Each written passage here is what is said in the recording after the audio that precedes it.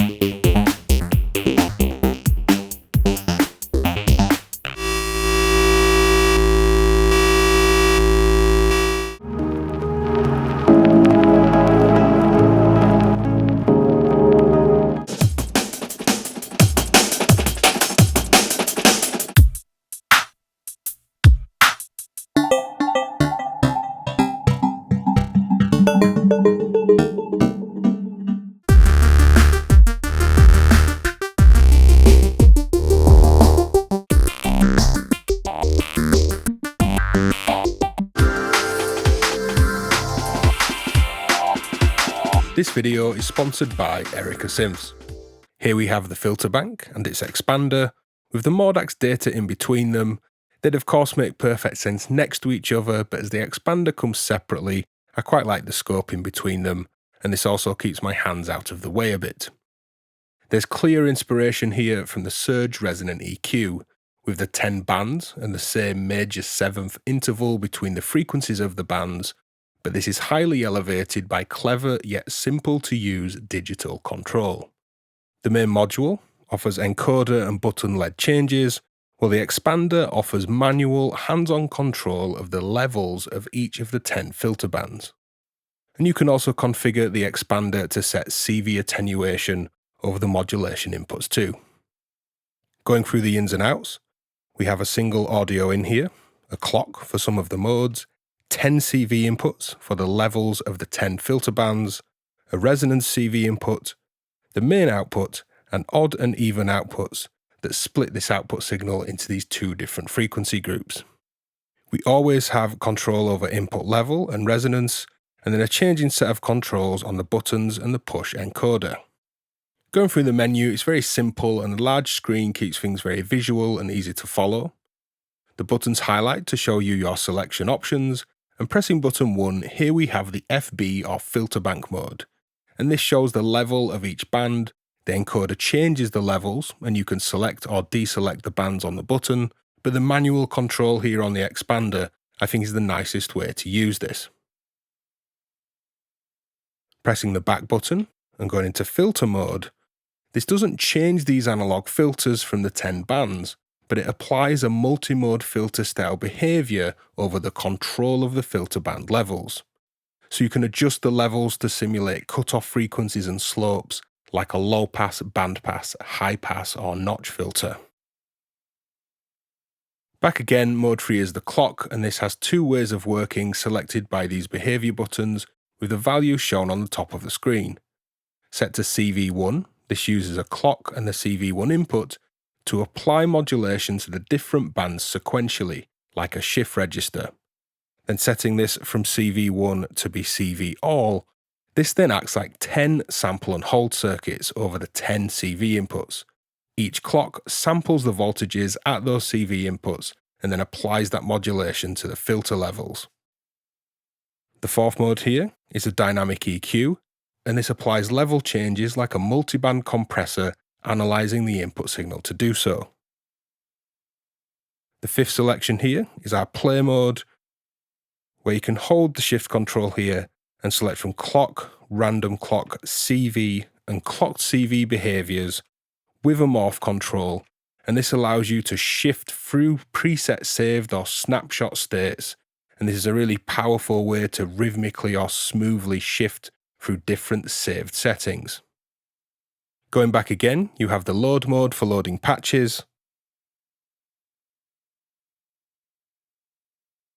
We have a spectrum analyzer, which would look good if we had some audio at the input. And then there's a configuration menu where you can really tailor things like CV input ranges, resonance curves, and plenty more. I've had lots of great results from this, and I'm recording the intro after all the patches. All of those patches are now on screen and in the description for you to skip around as you like. This is doing things your other filter banks won't, at least without a lot of help from other modules and a lot of other sequencing and complex control. So without further ado, let's dive in. So here we're creating drones and smooth kind of arpeggios, smoothly modulated and kind of morphing in tone in the Resonant Filterbank. I have a reverb and some other things going on. I'll mute those in my mixer and let's just focus on the sound of the Filterbank. So this is the sound of a square wave, basic kind of 50-50 pulse width there, into the Resonant Filterbank and coming out as odd and even as stereo into my mixer. And I have 10 free running LFOs here, changing the levels of these different filters. Well, this works great, adding another LFO to the pulse width here. Feel really opens up this sound. Muting this, the main output is feeding a reverb, so mono main out that is the odd and the even, feeding what is then a stereo reverb. Let's leave that on and unmute odd and even as stereo in the mix. And then add an arpeggiator to our oscillator. And let's turn out the lights and just enjoy all these visuals.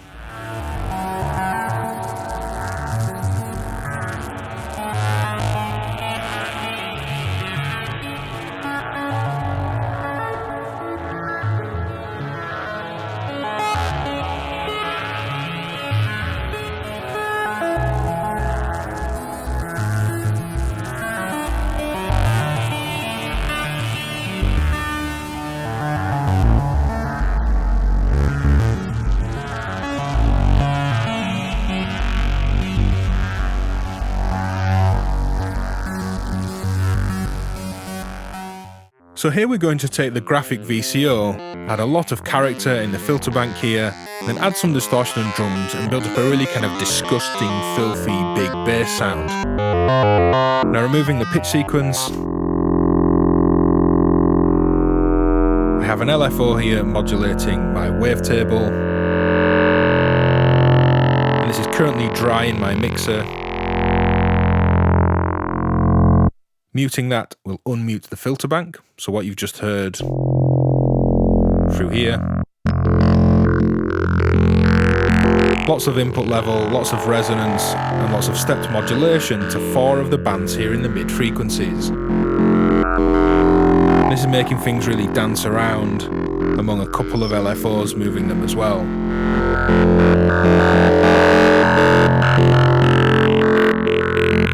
Let's add the pitch sequence back in. And let's emphasize this even more because there's a lot of frequency movement happening here with some heavy hard clipping, some distortion.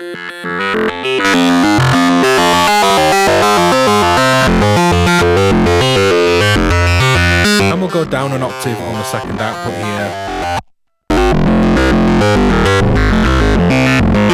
It's kind of bouncy and characterful with that stepped random, the slower shifting of the LFOs, pushing in and out of the distortion. It's really filthy. We'll sidechain this,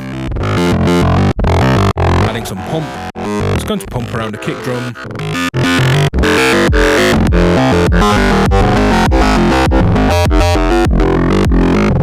And some other drums.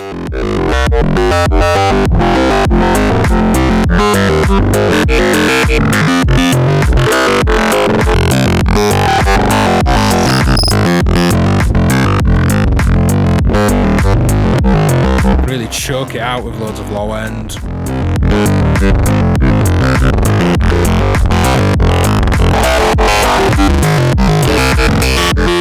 It's just utter filth. So here's some more kind of delicately fine-tuned filter pinging. I'm pinging the input with a rhythm. If we just listen to this rhythm,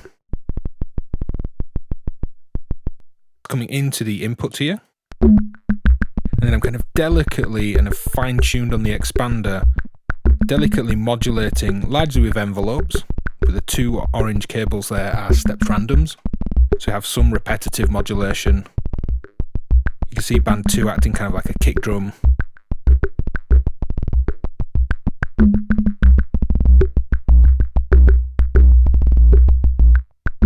And the resonance is just on the edge of oscillation, like how you'd set up a basic filter ping on a more basic filter. Any more and it really screams.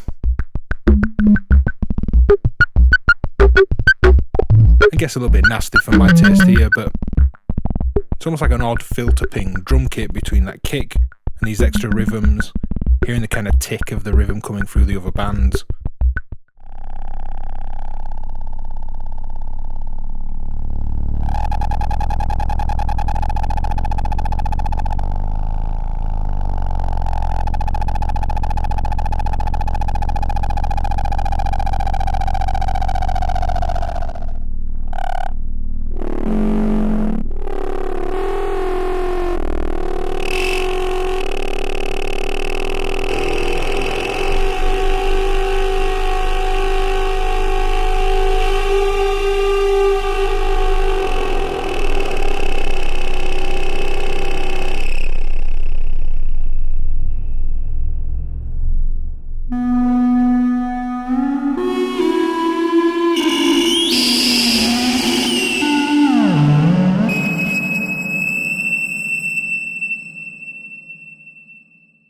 Let's go in and look at the filter mode here. When we're presented with a low pass to start with, let's add some input level. It's just a saw wave from the graphic VCO. And by default, or rather when we're set with a circle around F there, data controls the frequency.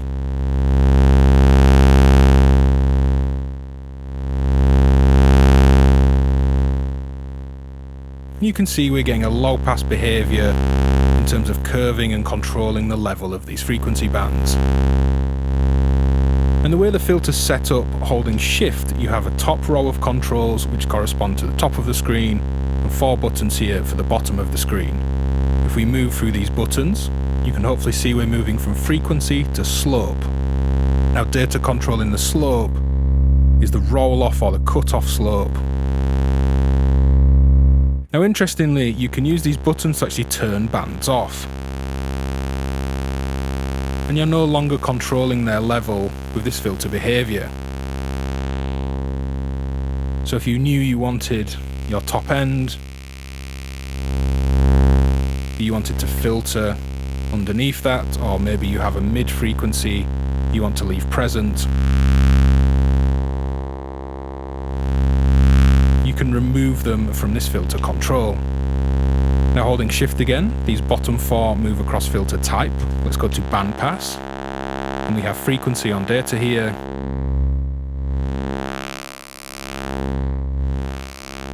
And this time we have 3 buttons on the top row for 3 different settings. We're in frequency here, we then have slope. You can see that filter tilting in and out, those cut-off slopes. But we also have a width control. We can really open and close this band of frequencies. Going to the next filter, high pass. Again, we have a slope control. We can control frequency. And going across to band stop. This is a notch or band reject or band stop. And again, you're back to 3 controls this time. Frequency, which we've just seen. The slope. You can see that crossover. And we also have width again, which opens up this kind of cavern, this empty area of frequency on this control. So here I'm using the low pass mode and trying to use it like a traditional, say, analog low pass filter. It sounds quite different, but I think it's working well here. There's some beats and effects. Let's remove those and go from the start of the patch. So I have a saw wave oscillator here coming into the Resonant Filterbank, and then I'm going into a VCA, and it's the top green trace there that is my envelope on the VCA. As I filter this,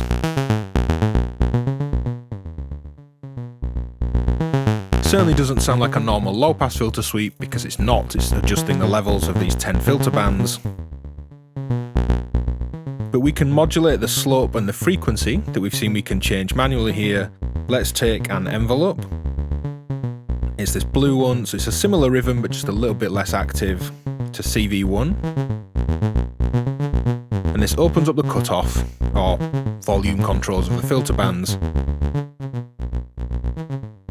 Now we can audio rate modulate here and it doesn't quite get that quick snap of a percussive envelope. But we can hear that tone changing with the notes. We can also use CV3 to control the slope. So if I use the same envelope, we can change that cutoff slope and that volume curve for the filter bands. Let's use the envelope for the cutoff, but we'll use a stepped signal, this yellow one here, to the slope. And with that resonance, it's really kind of muffled and dirty sounding, that's not sitting very well. But what we can do is go into the configuration, scroll across to feedback, which is the feedback around the resonance, and choose a band rather than all of them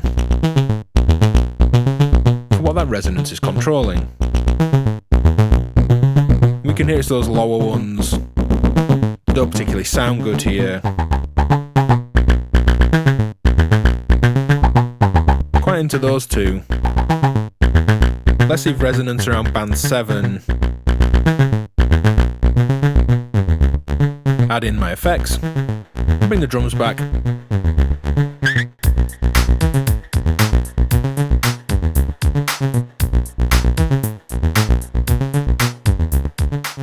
So sticking with the filter style control of these bands, here we're exploring the bandpass. And in this bandpass mode, as we have the free controls here up top for frequency, slope and width, on 1, 3 and 5, CV 1, 3 and 5 correspond to modulating them on the CV inputs. Now this is an ambient synth mix with already kind of rich affected keys, bass, synth arpeggios, a nice kind of high-end, top-end crackle.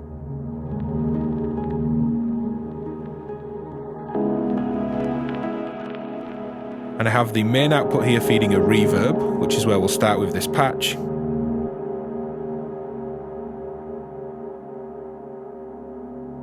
And what's happening is we're feeding different kind of bands of frequencies at different widths and different slopes into this reverb, and that long smearing ambience of the reverb is kind of morphing over time depending on what's been fed into it.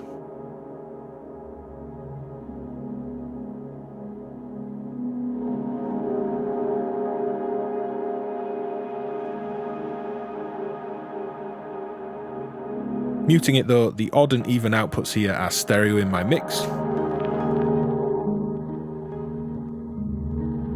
It's a really powerful way to scan through already rich material and also to feed long ambient effects chains with it too.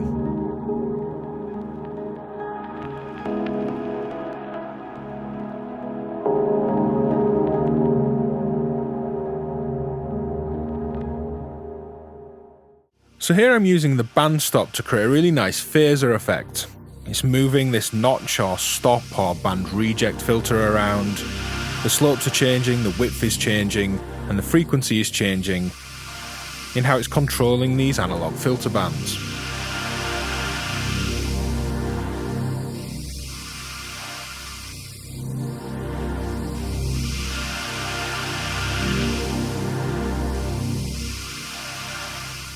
So here we're looking at the clock mode. From the main menu, we can see clock and we just select it. And coming in here is a simple saw wave, just droning, just to give a simple overview of what's happening here. And the clock mode uses the clock input, or an internal clock, to sample CVs to control the level of the frequency bands. This, as I say, is a saw wave in, coming in mono, mono out, and I've built up some representation of what's happening here. Just going through the settings, holding shift, we have a clock which we can set internal or external. The second control becomes a BPM. For the internal clock, it just says man for manual in external clock mode. We then have two modes of operation here, CV1 and CV all. We'll look at CV all in a second. And then we have CV attenuation here, going from 0 to 2 times gain, if you need to bring your modulation up or down. So here in the CV1 mode, this uses the CV present or the voltage. This could even be audio, even though this won't work at audio rates for manual control.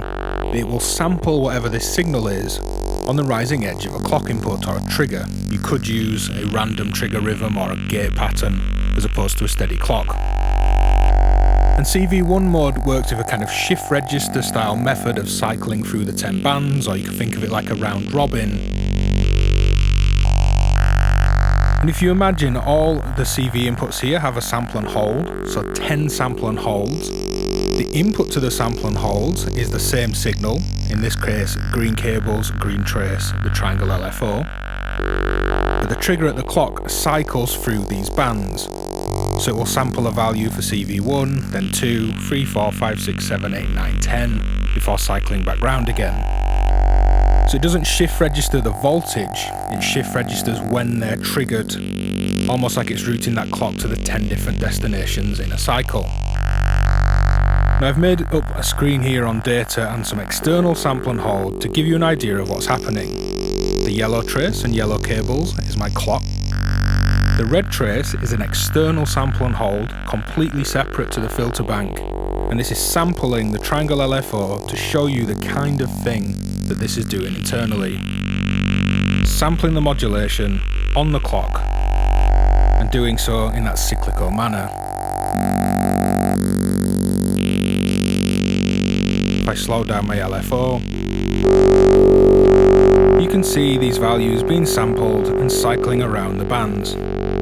Let's try this over something a bit more musical and performative. So here's a drone from the Erica Synths Bullfrog that has some wave shaping, some filtering, and lots of playful kind of performative delay moves, all baked into the audio before it comes into the Resonant Filterbank. So this is kind of masking, emphasizing certain frequencies as an end of chain effect after the whole synth and delay in the Bullfrog.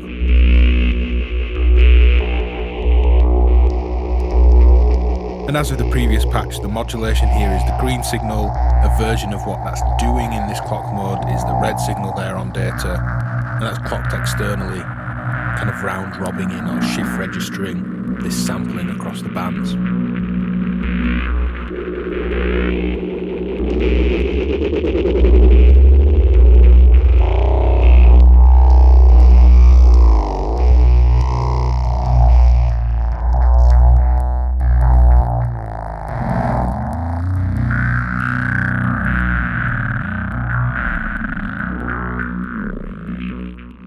So sticking with the clock mode, this is the CV all setting.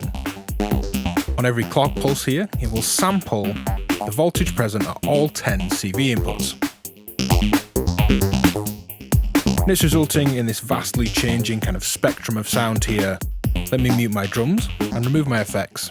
I'm coming in here with a PWM, that pulse that's LFO modulated, and the single output comes into an external VCA. I'll open this up fully. And this is the output from the filter bank.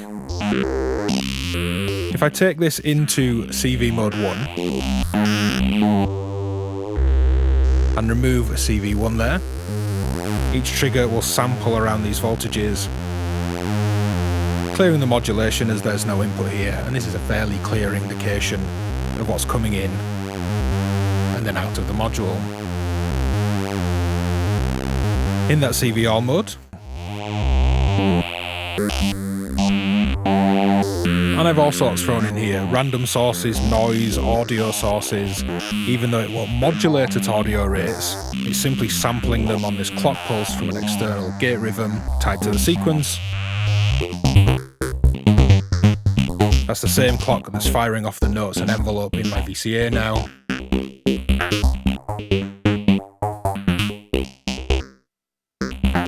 Just bring the effects back in. And the drums.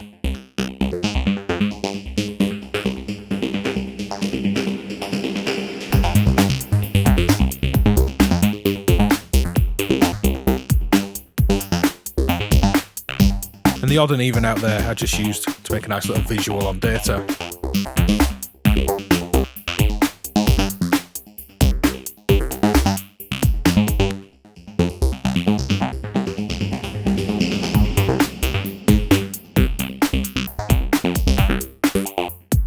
So let's take a look at the dynamic EQ here. These buttons corresponding to the screen, dynamic EQ, and turning up my sound with this off, we get a neutral pass-through of the sound, and the input here is this rich waveform from the graphic VCO. A dynamic EQ, or this dynamic EQ, works by looking at the frequencies that come above the threshold that you set, and it turns those down. We turn it on and off by pressing the encoder, and set the threshold by turning it. And as we have more prominent low frequencies here, as I turn this down, you can hear those being attenuated, and those fizzier higher harmonics that aren't as kind of powerful or they don't have as much level are left more prominent. But we can also boost frequencies here, and this works by pressing shift and the encoder. We can see that's turning boost on and off. And what that does is boost frequencies under the threshold. It's trying to lift those frequencies up. Frequencies that go above the threshold, it's bringing them down. And it's trying to create a more equal or even frequency spread. We have this off, boost is off. Let's turn it on. And then boost the signal as well. You could hear all those higher harmonics come up.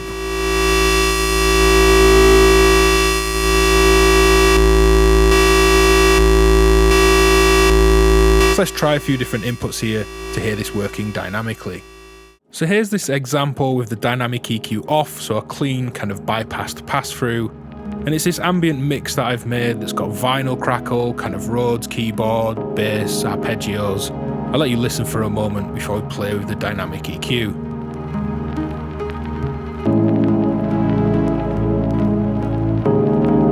Now as I turn on the dynamic EQ and drop the threshold,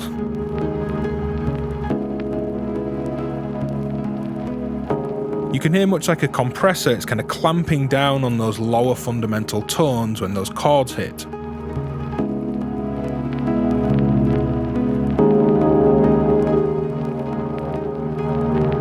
But what's really interesting with this example is that the boost at bringing up frequencies lower than the threshold pulls out all the vinyl crackle, all the things that I saw in the back of the mix get pulled up here.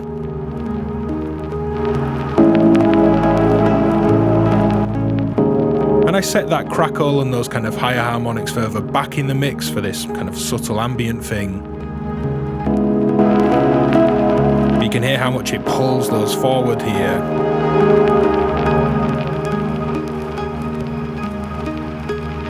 So it can be quite a drastic effect.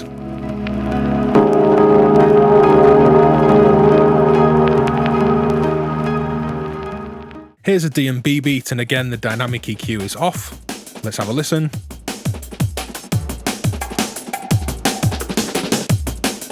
And then with the boost off, let's turn this on.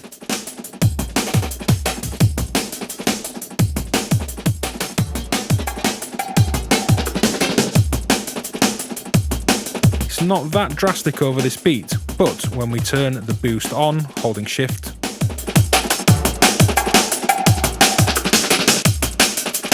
you can hear it trying to even out those frequencies, pulling up the highs, cutting the lows slightly.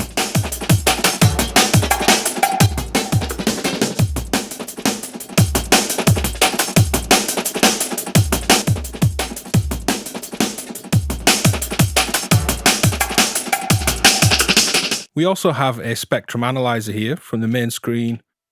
Let's turn up our input, which is a simple beat, and then holding shift, we can choose lin and log curves.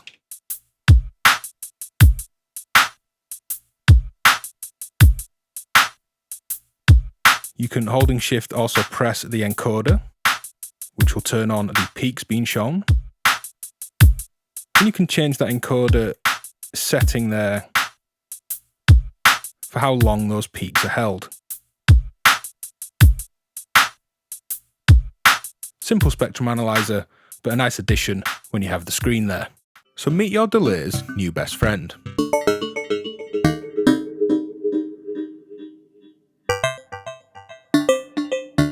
Now, bold statements aside, kind of joking aside, this works really well inside a delay feedback loop and across the output of your effects. Here it's processing the output and the feedback loop of a delay that has a little bit of reverb and extra kind of ambience around it. Let's hear the dry sound first, which is the graphic VCO, slow shifting wavetables into a VCA with a basic envelope.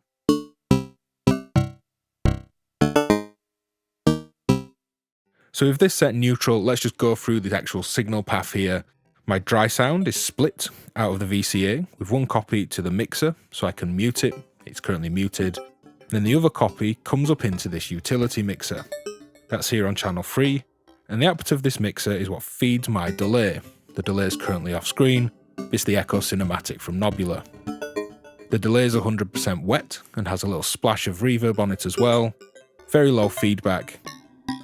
The output of that 100% wet effect first comes into the Resonant Filterbank, and then splitting the output of the Filterbank, one copy to the mixer, so I have my wet, fully wet delay through Filterbank sound, and another copy up here on channel 4, so that I have feedback that I can route back into the effects, back through the Filterbank, therefore creating the feedback loop. As I bring this up, you'll hear we have slightly longer trails, and I can emphasize the sound in this feedback with these filter bands. Let's just pick out one.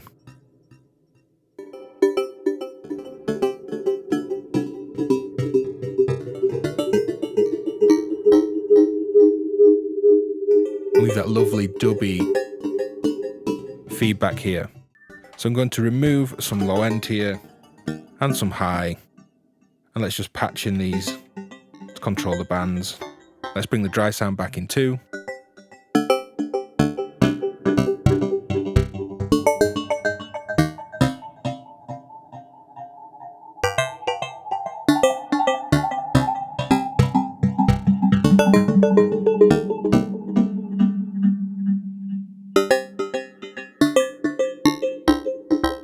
So the filter bank over the output of my effects and in the feedback loop. It's a really interesting sonic shift within those effects. So let's first look here at the Resonant Filterbank, almost just like an EQ. My whole mix is running through the audio in here, and we're listening to the outputs here in mono. I'm going to use the expander here to pick out some frequencies that are nice that I want to boost, and cut some others. Here we get a really good low end boost there out of band 2.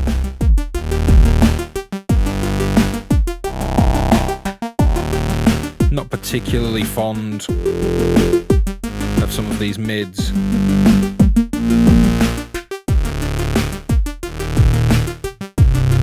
Quite a bit of kind of warmth there that I quite like.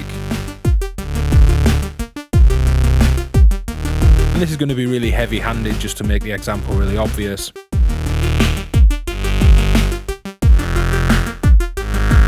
Quite a bit of punch there, around 1.5K.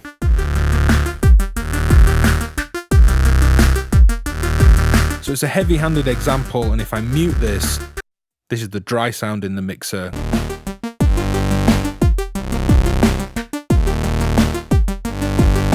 Back to the filter bank. But let's look at saving this as a preset, as we'll then look at the play mode and actually morphing through or clocking through presets here. We simply hold the data button. We have the option of scrolling through and actually naming it. I'm not going to do that. I'm going to use the random here. And it cycles through some random names. I've saved it. Let's do something different here. I'm going to save a load more of these, and then we'll take a look at the play mode and morphing and scanning through these. So here I've saved some different presets so we can use the play mode to actually scan through with clocks and CV and morph between settings of the Filterbank. Now from the main menu, just going into load here, you can see these 11 presets. And we could click the encoder and select one. We're going to the play mode here. We can see our presets, but we hold the shift button to select between the 4 different modes. We have clock on the first button, random clock, which instead of going through these sequentially, will randomly shift between them on the clock pulse. We have CV control, which will use CV1 to address these different presets. And then CV clock, where you're using CV to address the presets, but much like using a sample and hold, you need to trigger with a clock pulse when that change will happen, and it will sample that voltage on CV1 and address the presets that way. We're going to stick with clocking here for this particular patch. Holding shift, you'll also see on the encoder we have some morph settings there at the bottom. We'll come back to that too.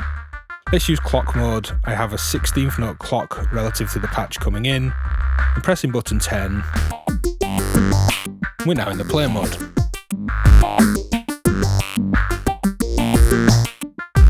If we go back, let's go shift again and go random clock on 2. And we're shifting randomly through these presets. I'm going to change the clock here from 16th notes to quarter notes.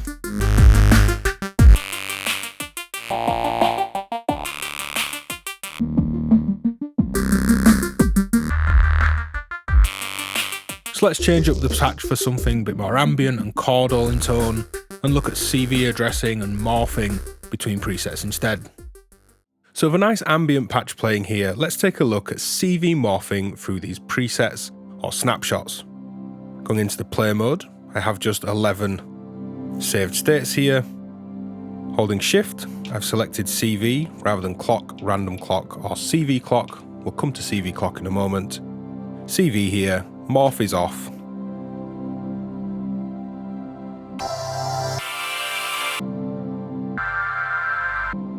And I'm using a unipolar triangle LFO to CV address these saved states. And one thing to note here, this takes up to 128 presets and assigns a small voltage to changing through these. So because I only have 11 of them, there's only a small range of voltage that will actually work to change these. And I also found I needed to invert the voltage. So an inverted and heavily attenuated LFO is what's coming into CV1 here. We can hear these instant changes, but let's try using the morph to smooth them out. Pressing the encoder to turn it on.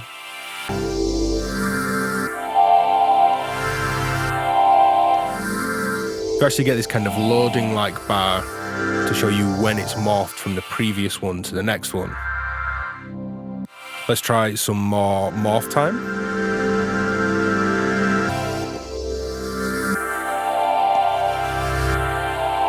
Feels more like kind of constant motion just morphing through these presets now. But if you wanted to tie these changes to a clock, we can use CV clock, so it's still looking at the CV to address the preset, but doing so in time. If we go back, turn off morph, turn on CV clock, and I'll just reset the scope and get us ready to try that mode. So I've added a scope shot here for my clock, this yellow trace, patch that into the clock. We're in CV clock mode, and I've sped up my modulation as well.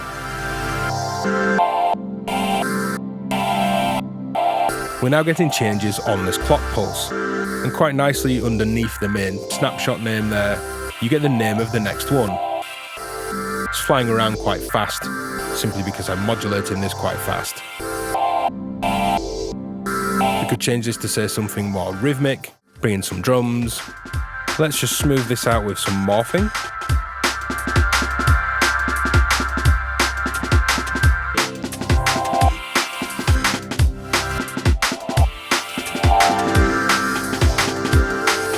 And that's morphing just helps kind of keep everything feeling a bit kind of smoother, looser, and more rigid almost against the beat, because there is a little bit of a processing lag in changing presets.